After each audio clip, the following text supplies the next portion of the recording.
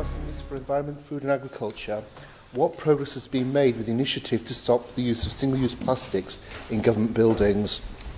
On the Minister to reply, Mr Boot. Thank you, Mr President. The Single-Use Plastics Reduction Plan for the Isle of Man Government was introduced in July 2018. Since then, each department has appointed a sustainability champion who reviewed their department's use of single-use plastic and, in agreement with their department, agreed a plan to minimise their use. Department sustainability champions meet to audit progress and exchange experience.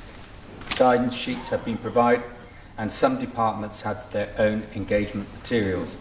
The majority of government departments have removed most unnecessary single-use plastic items from their buildings, but some departments are still using up stock.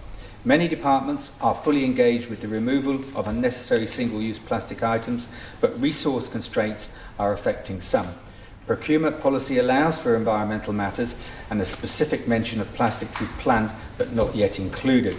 Cabinet Office has been looking at sustainable alternative plastic items such as refillable pens. Single-use plastic audits have been provided by all departments except the DOI, who are already working across the government estate on a wide range of initiatives. The DHSC have a large number of buildings and have audited most, with just a few remaining.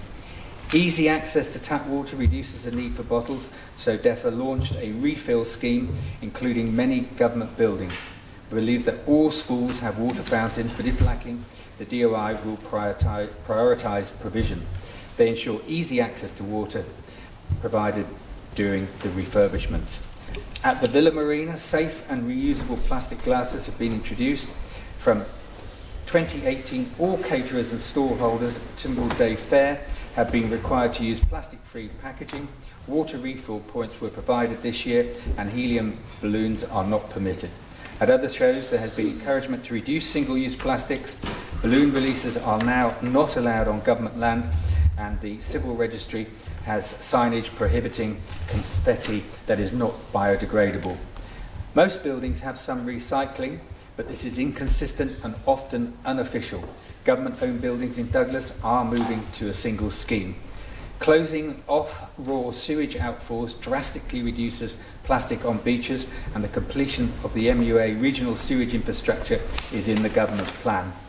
Where facilities allow, departments have returned to the provision of washable glasses and mugs.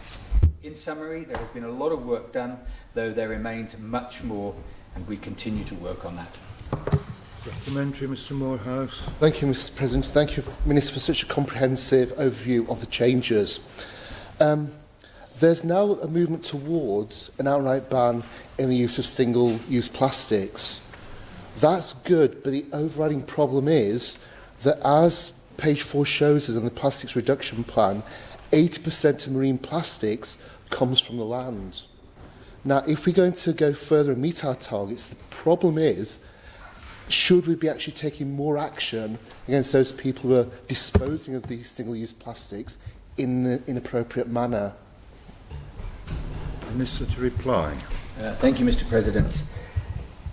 Single-use plastics are certainly a problem, and reducing their use is key. As we've seen across the retail sector, their use is becoming less frequent, and it's becoming almost a culture that we don't use single-use plastics. In the food trade, particularly the takeaway food trade, there is evidence that people are moving to biodegradable products and containers, which is also a move in the right direction. You are, however, correct that a lot of the marine plastic found comes from the land, because that's where it's consumed.